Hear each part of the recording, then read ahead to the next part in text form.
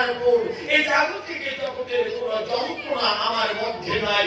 মনে হয় যেন এই বিশ্ব ব্রহ্মাণ্ডটাই আমার মায়ের গর্ভে আমি দর্শন করতে পারতেছি। এবার আমাকে জ্ঞান চক্ষু দান করার পর বলল, আজ থেকে তুমি আমার এই রূপের ভাবনা করবে, আর আমি তোমাকে একটা নাম দিয়ে যাব, ওই নামটা তুমি জপ করবে। নামটা কি? সোহং। এই নামটা হল সোহং। এই নাম প্রত্যেকটা জীবকে ভগবান এই মাতৃগর্ভে প্রদান করেছিলেন।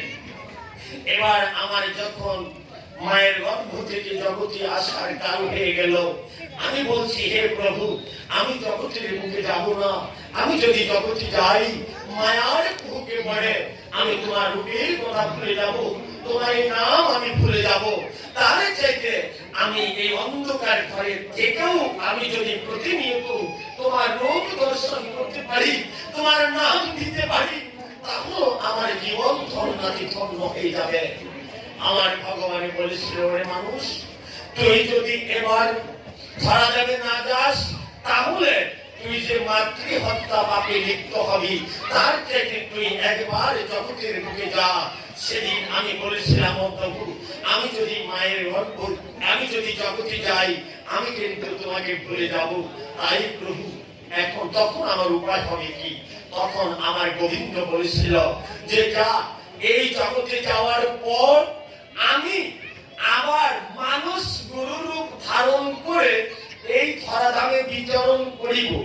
যাকে দেখে আমার কথা মনে পড়ে, তাকে গুরু বলে মান্য করে তারই চরণে দেহ মন্ত্রার সমর্পণ করে দিয়ে যদি তার অনুকরণে ভজন সাধন করতে পারো, তাহলে পুনরায় আবার আমার দিব্য রূপ দর্শন করিতে পারবে। তাই এই কথাটা চৈতন্য চরিতামৃতে বলেছে যে, সোহং তত্ত্ব আমরা পেয়েছি, গর্ভ চৈতন্য মন্ত্র জীব তাহা ভুলি গেল, সেই দোষে মায়া তার গলায় বাঁধিল।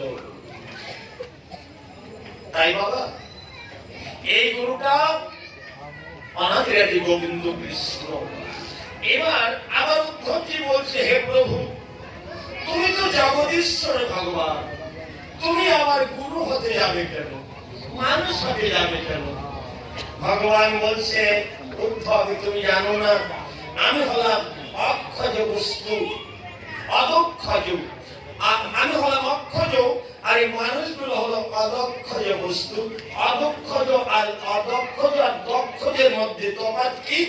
যারা এই জড়জ ইন্দ্রিয়ের দ্বারা পরিচালিত, তারা হলেন অদক্ষজ।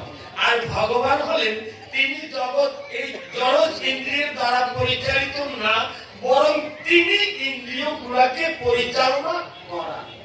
যেমন আমরা পায়ের দ্বারা হাঁটি, হাত দ্বারা দ্রব্য ধারণ করি, তাই আমরা হলাম ইন্দ্রিয়ের দ্বারা পরিচালিত, তাই অদক্ষজ।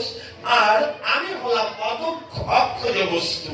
বলে তার প্রমাণ প্রভু?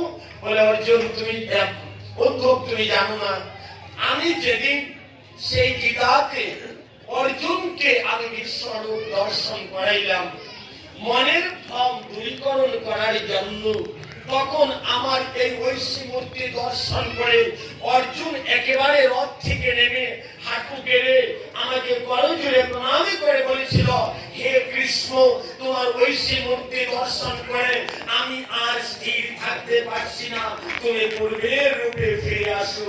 যারা